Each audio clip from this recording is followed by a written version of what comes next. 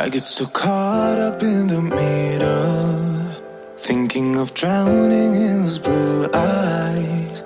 I'm losing sight cause I am falling. Good morning, everyone.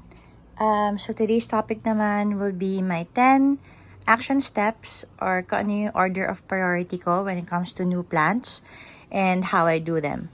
So basically, I'll just explain kung ano yung mga order of priorities ko pag dumarating sa akin yung mga halaman. Kasi some of the new ones, no, they're so excited to make them color and to make them healthy and to make them like this that they sometimes forget that in order for us to get those things, no, like the color, they have to be established first. So, may mga ganong factors tayong kailangan maintindihan, especially when we're starting out. So, quick tour lang ng aking balcony. I'll just explain kung ano yung mga dito kasi may nagtanong din, may nag-request ng kung ano yung meron sa balcony ko. So, these are my ICU.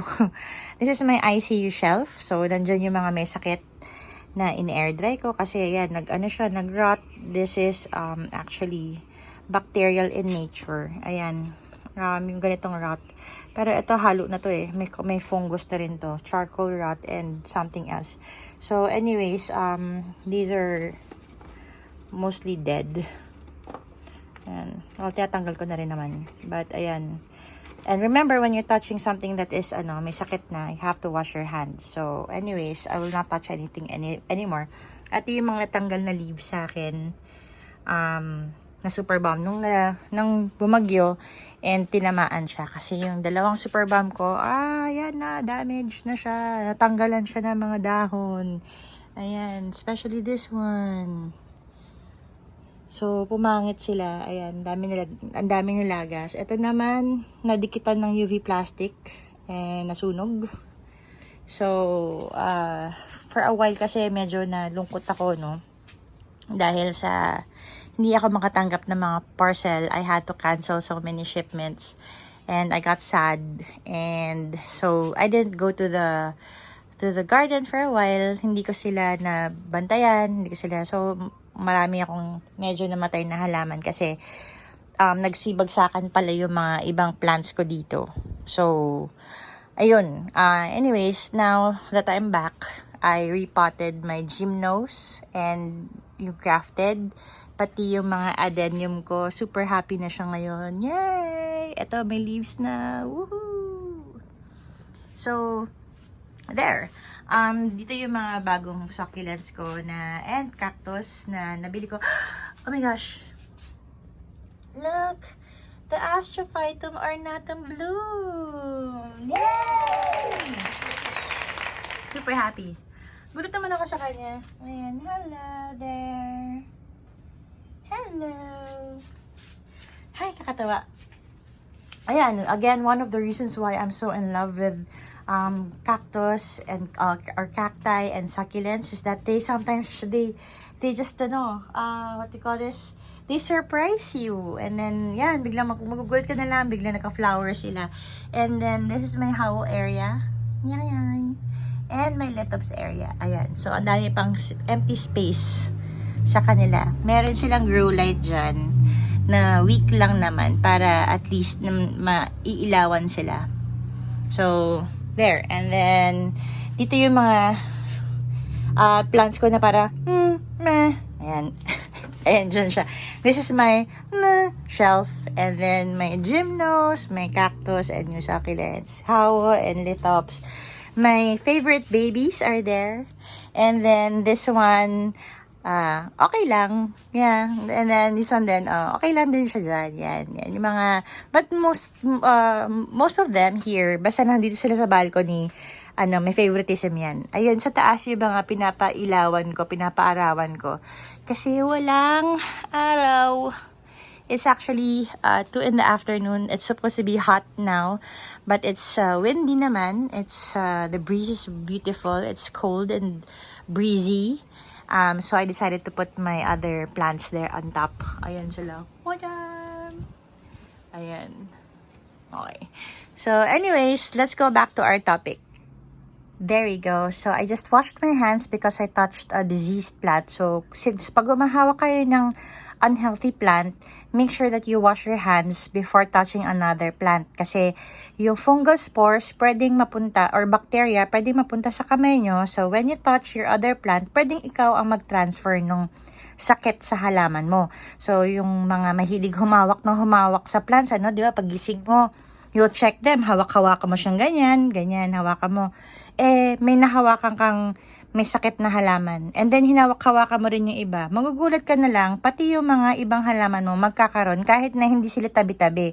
Kasi, one of the carriers of the pathogens, fungus and bacteria, are humans. People, tayo mismo ang minsan nagdadala ng sakit sa kanila.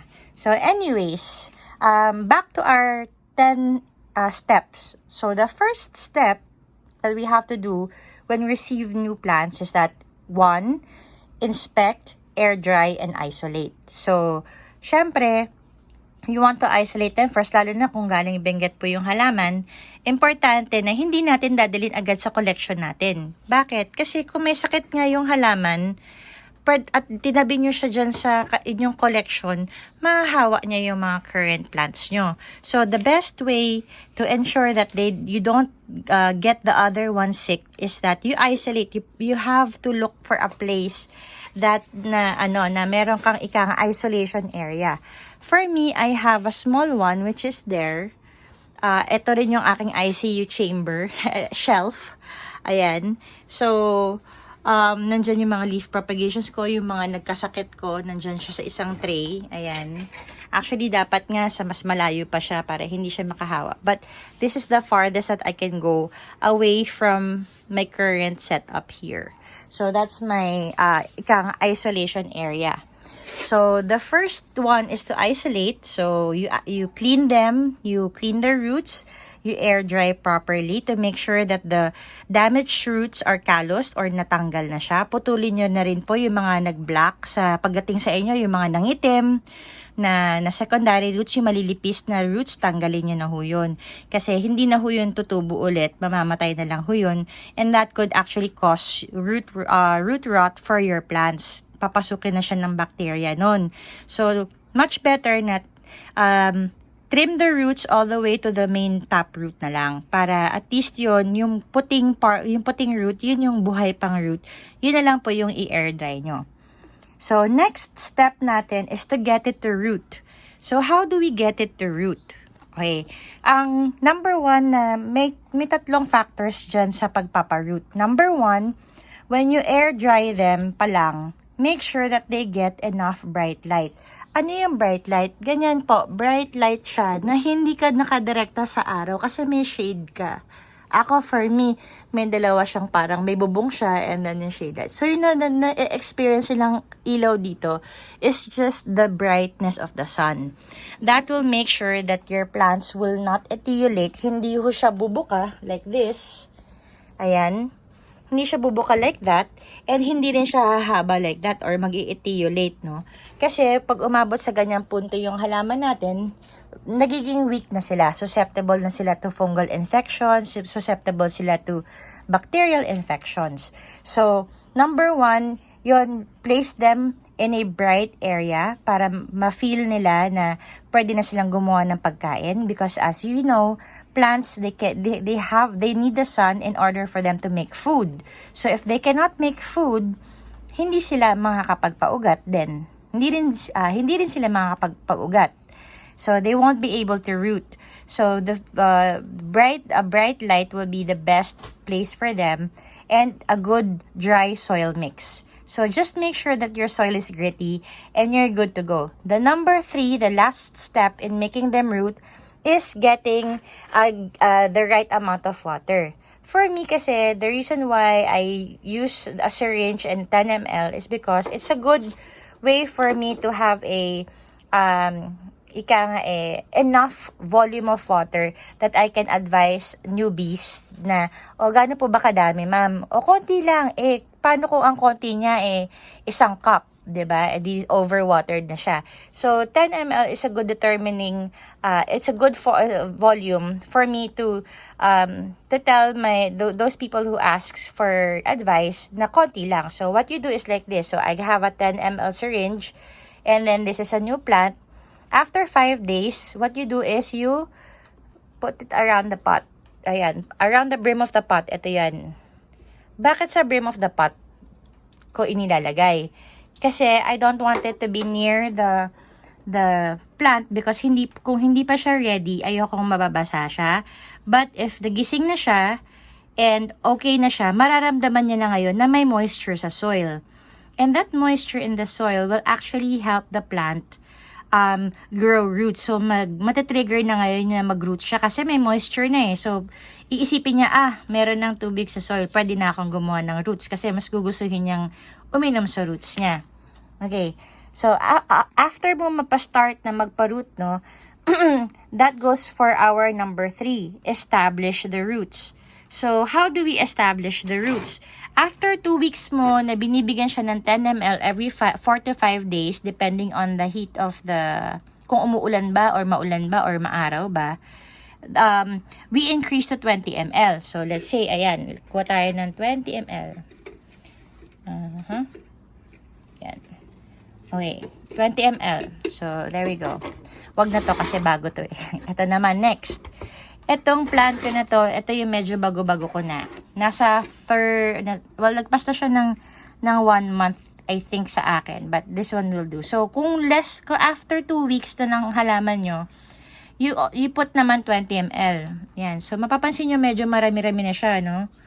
Ayan. Around the brim of the pot pa rin, or on the soil only. Only on the soil. Why do we do that? That is to entice the plant to grow longer roots. So let's say ito, pakita ko lang. This one is a week old na. I've been doing the 10 ml on her every 4 days actually kasi medyo mainit na ngayon. So let's see kung hindi pa kapit. Let's uproot her. There. You see, kumakapit na, humahaba na yung roots niya. Ayan. So, seeing this, I can now do the 20 ml actually on her. Kasi ang haba na ng roots niya. And this one is just a week old. Kasi kung maaalala nyo sa last post ko, kakapost ko lang na kakarating lang nila, 'di ba? So, it's a good indicator that what I'm doing is actually working. So, ngayon, pansin nyo, konti lang din yung nainom niyang leaves, no?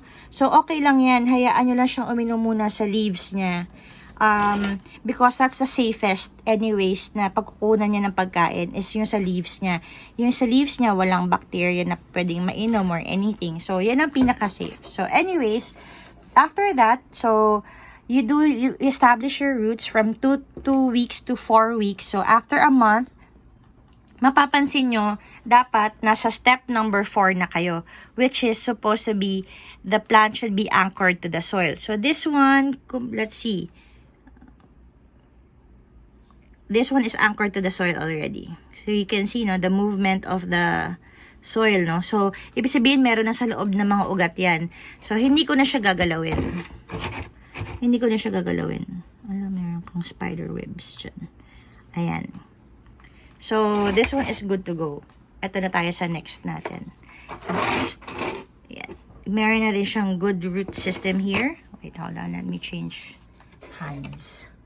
Ayan. There's a good root system here. This one I got from Succulent City as a gift. Sabi niya, sis, hindi ko na mabenta sa'yo ito kasi bukang-buka na tong si Helena. Kung mapapansin nyo, no, from the outer leaves, bukang-buka na siya. So, sabi niya ganon, I think kakayanin mong buhayin to kasi ako, hindi ko nakakayanin buhayin because I don't have the space and the time because she was already doing work from home. So, sabi niya, sis, sayang naman kung mamamatay lang sa akin. So, can you take care of her na lang? Gift ko na lang sa'yo sa birthday mo. So, eto na siya. This was June, July, August. So, a month and a half na siya. This one is completely anchored to the soil already. Ayan. Kahit itip over ko siya, hindi na lalaglag. Ayan. Pag inangat natin, meron na siyang good pull. Hindi na siya masyado naka loose. Hindi na siya loose ika nga sa sa soil. So, with that one, comes our next order of priority, which is number 5, to make sure that they drink from the root and not from the leaves. Kung mapapansin nyo, dito, wala na ako masyadong dried leaves. Ayan, yan na yung huli ko na dried leaves. After nun, the old leaves, nandyan pa rin. And I am now starting to water her more water para mas mag-drink na siya sa roots. So, let's say, pag sa kanya, nagbibigay na ako after a month and a half, nagbibigay na ako sa kanya ng full water. So, let's say, ang full water ko is nasa mga 30 to 40 ml, no? So, this one is 20 ml. So, yan. Kung mapapansin nyo, sabi nila kasi, bakit ganun? 20 ml lang, 30 ml lang, konti-konti naman yan. But if you notice, 20 to 30 ml, ayan, 20 to 30 ml is actually considered already as full watering. Kasi, nag-start na siyang mag-soak sa ilalim ng pot niya. Ayan. And hindi na ako, ayan, mabigat na yung pot niya and yung buong soil niya, moist na. So, sometimes, the 20, 30, 40, 50 ml is just a volume. Don't get too don't get too hanged up on the idea of that there's a volume. But instead, parang you base it on how big your pot is. Cause sometimes, this one, like this one, if I put let's say 40 ml on this one, yeah, let me show you. Ito si Albo Carinata, nasunog ko to eh. Ayan. So, let's say I put, ayan, let's put 40 ml on this one. Dalawang syringe. Mapapansin nyo na yung pot niya, the plant is actually full watered. Ayan o, dripping na siya. Diba? So, yung sinasabi ng iba na bakit nyo bibigyan ng konting tubig lang, ganyan. Don't get too hanged up on the volume, because the volume that I'm giving, if the pot is like a regular 3x3 pot, 30 ml is actually a full watering, it's actually a full water for this pot. Diba? For this one, syempre, the 30 ml is not full kasi ang laki ng ang lalim niya, diba? So, yun lang, don't get too hanged up on the volume idea. So, next natin is, after drinking from the roots, not from the leaves, is to 6 to make it fat. Ayan, perfect example is this one. This little baby I got, ano lang yun, 1, 2, 3. 3 pa lang ang kanyang layers. So, this one, and this one are actually new layers. So, when it arrived sa akin, it was looking like this, ganyan. Kasi bago sila, pareha silang, ito, bago pa to. Pit-pit siya and wrinkly. So, ngayon, ito siya, syempre kung bago ka, iisipin mo, gusto ko na siyang patabain, wag muna. Kasi wala pa siyang enough fruit. So, giving her water every other day or every 2 days, or if full water mo na, full water, will actually make her sick and die. But instead, pag nagawa mo na yung 5 steps mo, and then last mo na yung making her fat, you are assured na established na yung roots niya. Ayan, established na yung roots niya. So, ito ngayon, I can fully say that, kaya ko nang i-full water. Ayan, diba? So, ngayon, this one, I'm giving her full watering. Well, kala mo naman dami niyang lupa, diba? I'm giving her full water every 4 days. Ito, yan, para maging mataba siya. This one is only 25 ml. But look, it's dripping. Full water niya na yan. 25 ml lang yan. 20 ml lang yan. So, yun. Doon lang natin i-base yung volume natin, ano. So, after my step number 5, saka ako mas, mas kampante na magtubig. So, kapag nandun na ako sa number 5, which is actually, this one is around 2 months. Ayan, 2 to 3 months. saka lang ako comfortable na masabi na stable na yung halaman ko. So, ngayon sa stable na siya, kakayanin niya ng mas maraming tubig, 'di ba? Kasi nga hindi siya katulad ng ibang halaman na kapag may problema, tubig ang solusyon. Succulents are different. When they have problems or when you see issues with them, the best thing to do is to stop the water. And then saka nyo should give them time to heal themselves, because you don't have to be scared sa hindi pag-water sa kanila, because they have water on their leaves. And those leaves will be enough. Like this one, ang dami niyang dahon. This one will take how many months bago maubos niya yung source niya of water. So, huwag kayo matakot na hindi sila tubigan. Kasi mas madaling gamutin yung underwater kesa sa overwater. Kasi ang overwater, usually, like, minsan the next day namamatay siya agad. Kapag ang plant nyo na-overwater yan, sobrang konti lang yung, or subtle lang ng signs niya na magpapakita siya na, uy, no-overwater na ako, which is 1, yellowing, 2, mushy leaves. But by the time that they show those symptoms, meron na silang underlying another condition. Usually, pinasukan na sila ng bacteria. Minsan, pinasukan na sila ng fungus. So, mahirap habulin ng succulent kapag na-overwater compared to when they're being underwatered. So, underwatering should be your new mantra. So let them be uhaw, like this one. It took me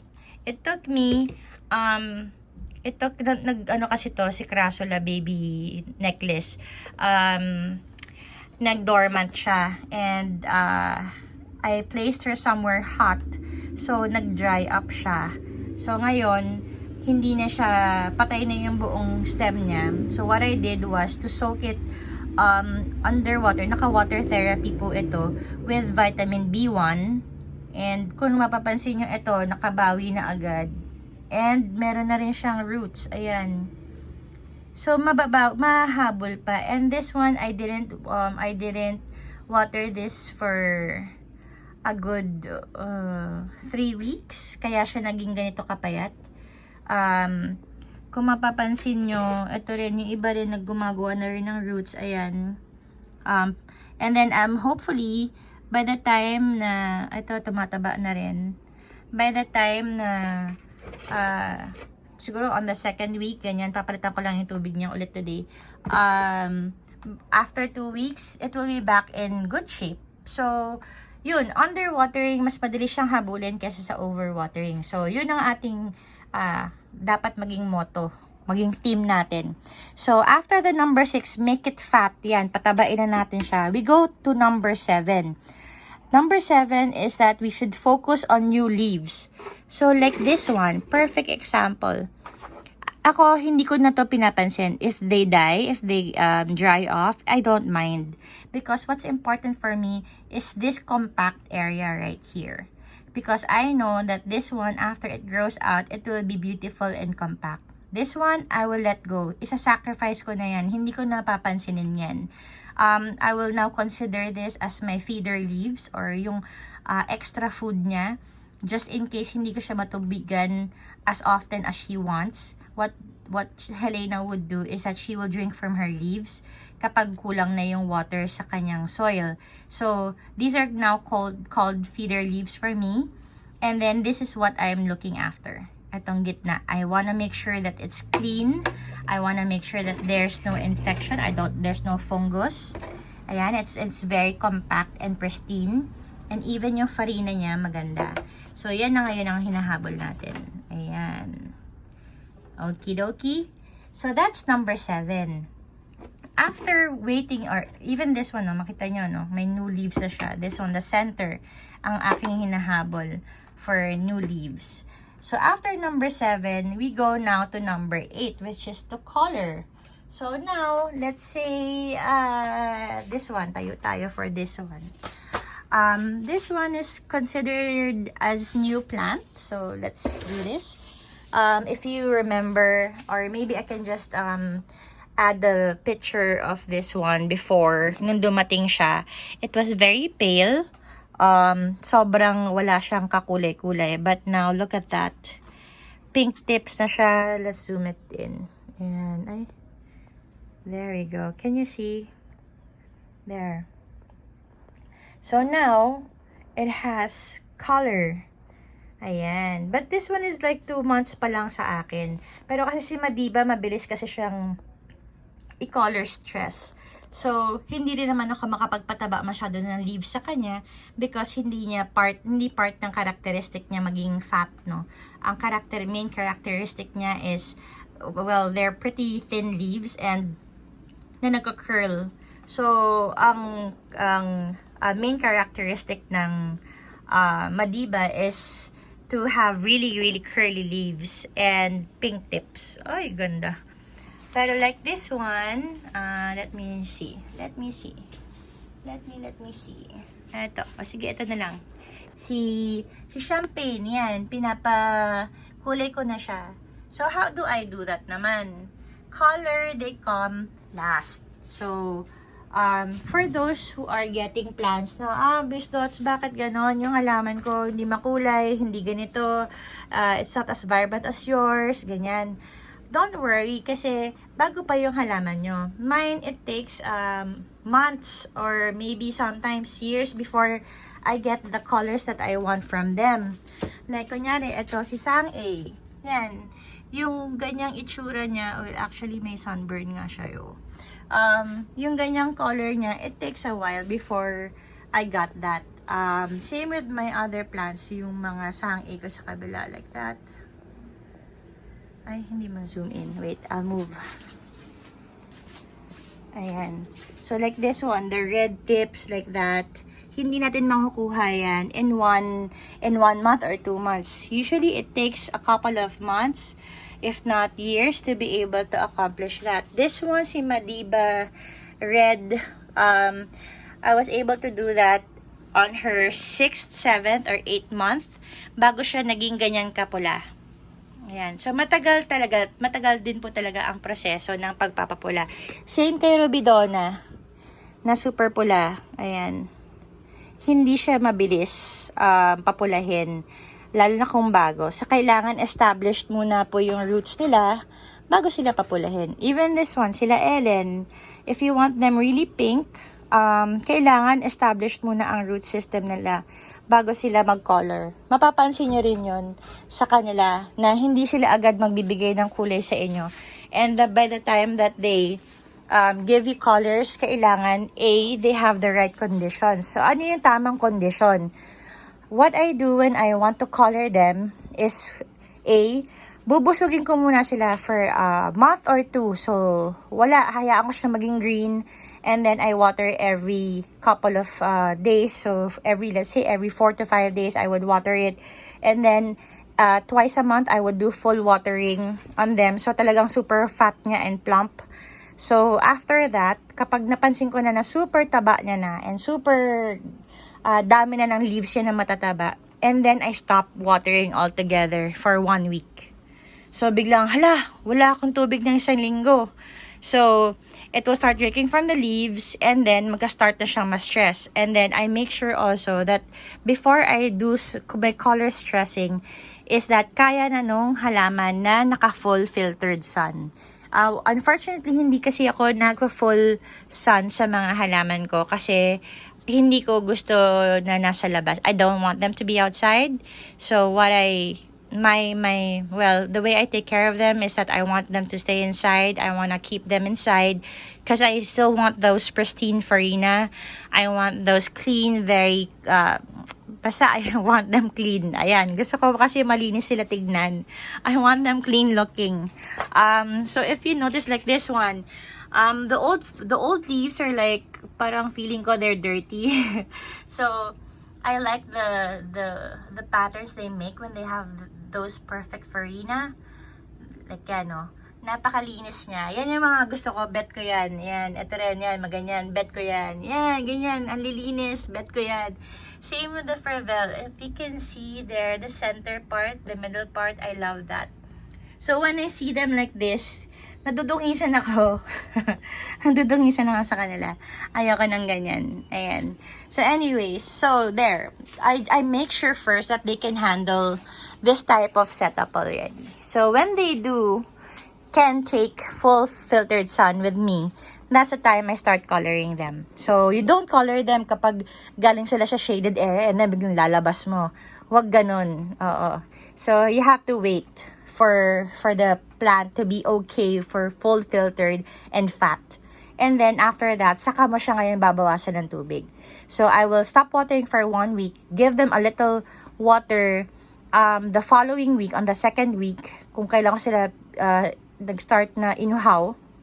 And then, ganun ulit, wala na namang water on the third week. And then on the fourth week, yan, lalabas na yan. Magkukulay na siya. Yan. And then, you can just maintain that. That's what I do. That's the reason why I do my small frequent watering. And then, makikita nyo ang kukulay ng mga halaman ko. This rainy season, hindi siya masyado, my plants are not that colorful, mainly because the sun is not out all the time. Since it's very gloomy this past couple of days, weeks. So, marami sa kanilang busog lang.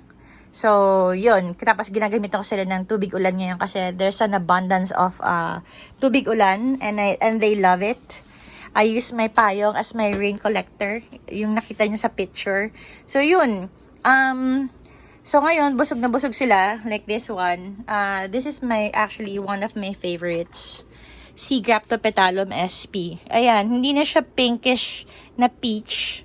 Ano na siya? Greenish pink peach. Ayan. Weird. Ang weird ng color niya ngayon. But it's so beautiful. Kasi para siyang... And then the farina, oh my goodness. It's amazing.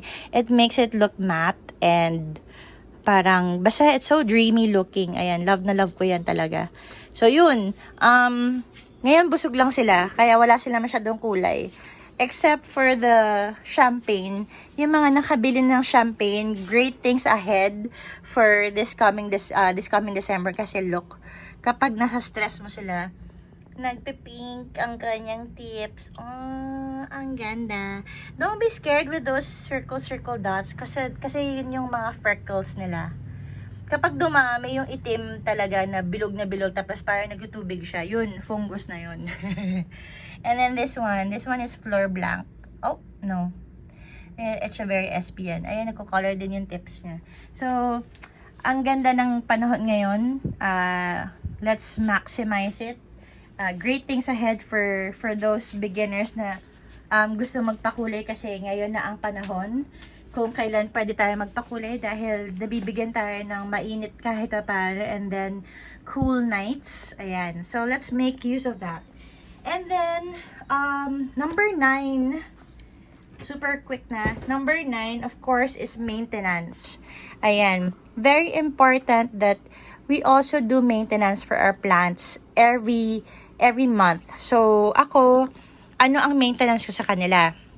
1, I give them monthly na vitamin B1 or like yung Siam Early Grow, you can get that. It's vitamin B1 plus ANAA or ANAA. Nandun na lahat ng mga vitamins and minerals na kailangan niya. So, it's a boost for them. 2, kung fungal season, you can do the hydrogen peroxide maintenance na drench. So, if full water nyo siya with the hydrogen peroxide solution. And 3, of course, tuwing ganitong panahon na summer and rainy season, I do my bi-monthly fungicide. So, kung gusto nyong mag-organic, you can try the organic fungicide. Pot Daddy PH has that. Or B, you can try yung regular na fungicide. So, you can do Folicor or you can do Dithane. I will discuss the how to use the fungicides and pesticides on another video. I will do lahat ng maisip kong fungicides bibiling ko para mapakita ko sa inyo kung paano siya ginagamit. Ayan. Experiment day tayo. And then yun. So, don't forget na hindi lang natin iiwan yan or didiligan yan after nyo ma-plant. Kasi yun ang nagiging problema ngayon sa sa mga nag-aalaga. Akala nila after you pot and plant, okay na. Na that's it. Ano na yan, lalaki na yan. No, you still have to maintain them and you have to make sure that they don't get sick in the process of being with you. So, the maintenance would be like your responsibility with them, for the rest of their life with you. So, yan. So, just be careful lang, ano. And, number 10, last but not the least, you have to enjoy your plants. Taking care of them should not be stressful. Taking care of them should make you happy, should make you fall in love every day.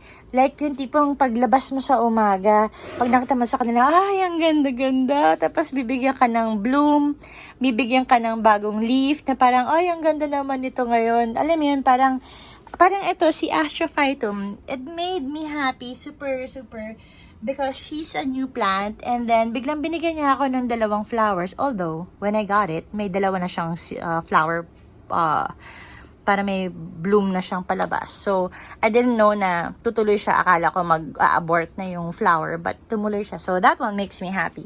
So, yun. These things should make you happy. These plants should make you happy and not stressed. And, pag nasa-stress ka, mararamdaman niya ng halaman, bibigat ang kamay mo sa kanila. And, mas madami kang mapapatay na halaman kaysa sa hindi. Kasi, you'll just lose interest and, you'll just lose interest and then altogether, hindi mo napupuntahan. So, enjoy the journey. Enjoy, gardening. Don't be stressed when you can't figure things out. I'm here. TSCP is here. You can ask anytime. Ask for support. There's so many people in our community. Like TSCP has now 31,000 followers. My gosh, I can't believe it. Sobrang, it was sobrang hindi namin in-expect na ganun lalaki yung TSCP. We started as a group na parang, let's just share whatever we know and then let's figure things out. Alam yun, if 2 heads are better than 1, then maybe more heads are better than 1. Alam yun. So, let's try to figure things out, ganyan. And then, lo and behold, after December 2019 to now, we have grown to 32,000, and that is something phenomenal, and we thank you so very much, and we love you, and we appreciate everything that you have done for TSCP and all the love that you have given to TSCP and all the members. So, sobrang thankful lang ako. So, yun, enjoy your plants, and don't forget, succulents are here to make us happy. They might be pasaway at times, but there's so much enjoyment in taking care of them. So don't forget to enjoy your plants and enjoy the journey. Huwag kayong matakot pag nagkakamali kayo. It's a learning curve. When you make mistakes, don't think of it as mistakes. Think of it as your learning curve. So there, enjoy and have a great time with your plants, and I hope that this video was able to help you, and I just wanted to share to you kung ano yung ginagawa kong step by step ko na expectations at priorities when it comes to my plants. Kaya naging ganito okay yung mga halaman ko. I have to say I'm pretty happy with how I care for my plants. I'm happy that my plants are umaabot ng 2 years old and more, kasi meron pa rin ako mga pioneer plants ko. And yun, so anyways, something went wrong with my video, so I had to do a retake. So anyways, gabi na nung na-realize ko na something went wrong, so I was editing. So anyways, I just wanna tell everyone to enjoy their plants, enjoy your journey, and thank you again for watching, and I hope you do like, subscribe, and share the video if you like it. And see you again soon. Bye! I will put out all of the fire if it gets too dark.